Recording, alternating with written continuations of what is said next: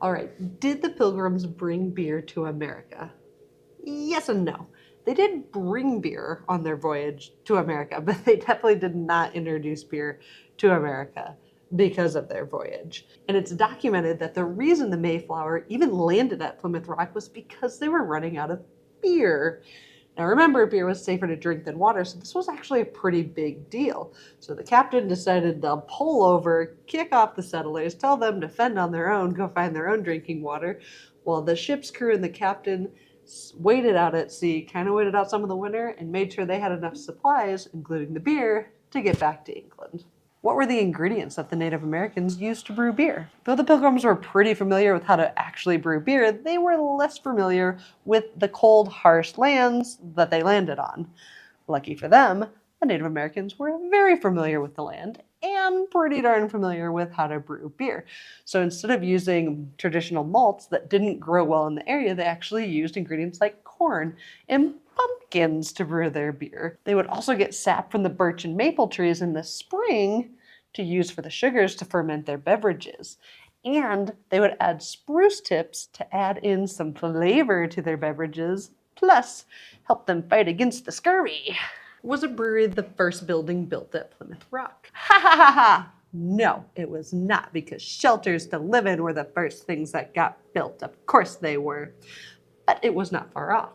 So in 1620 is when they landed at Plymouth Rock, and by 1621 they had a brewery built. But mind you, the Dutch had already had a brewery built in what was considered their city hall since 1612 in what is now considered Lower Manhattan.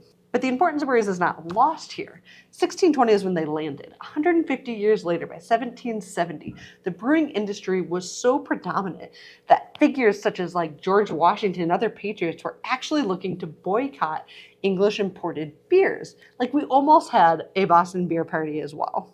And by 1810, 131 breweries were established and rocking out 185,000 barrels of beer a year. Did the Pilgrims drink ale? Okay, for the sake of not getting censored, we're gonna call it rooster ale, just like we call this rooster sauce. Anyways, did Pilgrims drink rooster ale? Yes and no. They may not have actually drank it at Plymouth Rock, but in the 17th and 18th century, rooster ale was wildly popular in England. And basically what it is a giant tea bag with a boiled chicken and some like fruits, and it got thrown into the brewing process, kind of similar to how we like throw in fruits now, and coffee and chocolates into beer, and it would brew all into the flavor. So it's like this brothy, delicious, medicinal beverage. Most likely rooster beer made it to America with everything else that came with the English. Like why wouldn't they bring this with them? Because rooster ale, you can actually find recipes for rooster ale online. If you've ever made one, let me know how it is. Sounds disgusting.